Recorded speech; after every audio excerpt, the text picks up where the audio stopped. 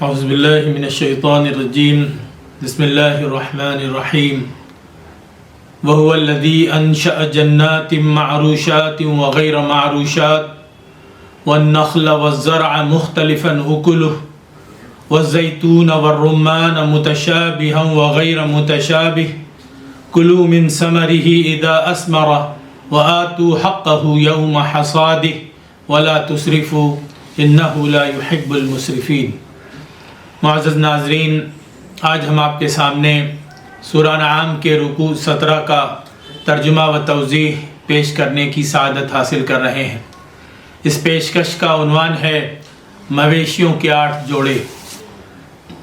فرمان الہی ہے، اور وہی ہے جس نے باغات پیدا کیے، کچھ چھپروں پر چڑھائے ہوئے اور کچھ بغیر چڑھائے ہوئے، اور کھجور کے درخت اور کھیتی، ان کے کھانے کی چیزیں الگ الگ ہیں، اور زیتون اور انار آپس میں ملتے جلتے بھی اور ایک دوسرے سے مختلف بھی۔ ان کے پھلوں میں سے کھاؤ جب وہ پھل لائیں، اور اس کی کٹائی کے دن اس کا حق ادا کرو، اور بیجا خرچ نہ کرو، یقیناً وہ بیجا خرچ کرنے والوں کو پسند نہیں کرتا۔ اور مویشیوں میں سے کچھ بوجھ اٹھانے والے ہیں اور کچھ زمین سے لگے ہوئے ہیں، اس میں سے کھاؤ جو اللہ نے تم کو رزق دیا ہے، اور شیطان کے قدموں کے پیچھے نہ چلو، بے شک وہ تمہارا کھلا ہوا دشمن ہے۔ 8 جوڑے ہیں، 2 بھیڑ میں سے اور 2 بکری میں سے۔ آپ پوچھئے کہ کیا اس نے دونوں نروں کو حرام کیا ہے، یا دونوں ماداؤں کو، یا اس بچے کو جو دونوں ماداؤں کے پیٹ میں ہے؟ مجھے دلیل کے ساتھ بتاؤ اگر تم سچے ہو۔ اور 2 اونٹ میں سے اور 2 گائے میں سے۔ آپ پوچھئے کیا اس نے دونوں نروں کو حرام کیا ہے، یا دونوں ماداؤں کو، یا اس بچے کو جو دونوں ماداؤں کے پیٹ میں ہے؟ کیا تم اس وقت موجود تھے جب اللہ نے تمہیں اس کی وصیت کی تھی؟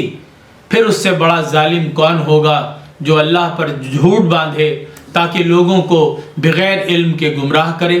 بے شک اللہ ظالم لوگوں کو ہدایت نہیں دیتا۔ معزز ناظرین، اس رکوع میں سب سے پہلے اللہ تعالیٰ انسان کو اپنی قدرت اور بے شمار نعمتوں کی طرف متوجہ کرتا ہے۔ وہی اللہ ہے جس نے مختلف قسم کے باغات پیدا کیے، کچھ بیلوں کے سہارے اگنے والے اور کچھ بغیر سہارے کے بڑھنے اور پھلنے پھولنے والے۔ اسی نے کھجوریں، کھیتیاں، زیتون اور انار پیدا کیے، جو کبھی شکل و صورت میں ایک جیسے ہوتے ہیں اور کبھی ایک دوسرے سے مختلف ہوتے ہیں۔ یہاں قرآن مختلف انواع و اقسام کے اناج اور پھلوں کا تذکرہ کر کے انسانوں کو بتاتا ہے کہ یہ سب اللہ کی تخلیق اور اس کی عنایت۔ اللہ نے یہ سب تمہارے لیے پیدا کیا ہے، تم شوق سے ان کا استعمال کرو، مگر جب تم فصل کاٹو تو اس سے غریبوں کا حصہ بھی نکالو، اور اللہ کے نام پر اس کا ایک حصہ ضرورت مندوں تک بھی پہنچاؤ، اور بیجا خرچ نہ کرو، یقیناً وہ بیجا خرچ کرنے والوں کو پسند نہیں کرتا۔ اس کے بعد قرآن مویشیوں کا ذکر کرتا ہے۔ ان میں سے کچھ جانور بوجھ اٹھانے اور کام کاج کے لیے ہوتے ہیں، اور کچھ کھانے پینے اور انسان کی دوسری ضرورتوں کے لیے۔ قرآن صاف صاف بتاتا ہے کہ یہ سب رزق اللہ کی طرف سے ہے، اس لیے فرمایا گیا کہ جو کچھ اللہ نے دیا ہے اسے حلال سمجھ کر کھاؤ اور استعمال کرو۔ ساتھ ہی سختی سے تنبیہ کی گئی ہے کہ شیطان کے راستے پر نہ چلو، کیونکہ وہ انسان کا کھلا دشمن ہے۔ یہاں یہ بات بھی سمجھائی گئی ہے کہ حلال و حرام کے معاملے میں اپنی خواہشات، غلط رسموں یا لوگوں کے بنائے ہوئے طریقوں کی پیروی کرنا دراصل شیطان کی پیروی ہے، جو انسان کو اللہ کے حکم سے دور لے جاتی ہے۔ پھر قرآن مشرکانہ عقائد کو سوالیہ اور چیلنج کے انداز میں رد کرتا ہے۔ بھیڑ اور بکری کی 4 قسموں کا ذکر کر کے یہ پوچھا جاتا ہے کہ تم نے آخر کس دلیل پر کچھ جانوروں کو حرام ٹھہرا دیا ہے؟ کیا نر جانور حرام ہے یا مادہ، یا وہ بچہ جو مادہ کے پیٹ میں ہوتا ہے؟ قرآن صاف طور پر مطالبہ کرتا ہے کہ اگر تم اپنے دعوے میں سچے ہو تو کوئی علم اور واضح دلیل پیش کرو۔ اس سے یہ حقیقت کھل کر سامنے آتی ہے کہ دین میں حلال اور حرام کا فیصلہ نہ تو قیاس سے ہوتا ہے، نہ رسم و رواج سے، اور نہ ہی انسانی خواہشات سے، بلکہ صرف اللہ کے علم اور اس کے حکم سے ہوتا ہے۔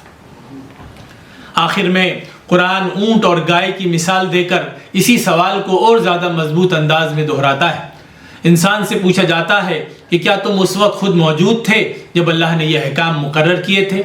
جب تم وہاں موجود ہی نہیں تھے تو پھر اللہ کی طرف جھوٹ منسوب کر کے لوگوں کو گمراہ کرنے سے بڑھ کر کون سا ظلم ہو سکتا ہے؟ قرآن صاف اور دو ٹوک اعلان کرتا ہے کہ ایسے ظالم لوگ کبھی ہدایت نہیں پاتے۔ اس پورے رکوع کا خلاصہ یہ ہے کہ رزق اللہ کی عطا ہے، شریعت کا حق صرف اللہ کو حاصل ہے، اور دین میں اپنی طرف سے حلال و حرام بنانا دراصل گمراہی اور شیطان کے راستے پر چلنا ہے۔ وآخر دعوانا الحمدللہ رب العالمین۔